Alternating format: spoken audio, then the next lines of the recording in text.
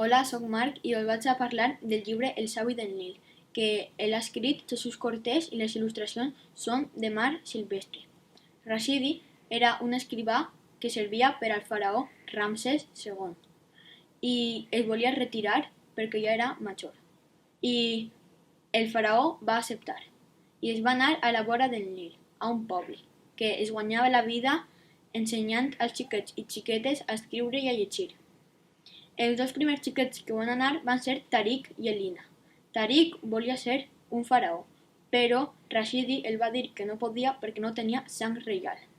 I Tariq es va enfadar.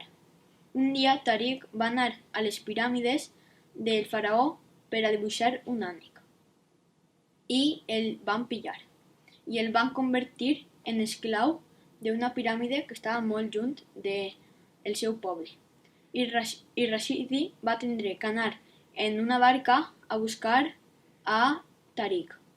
I quan el van trobar, li van dir al faraó que volia dibuixar un lleó i que si el podien alliberar.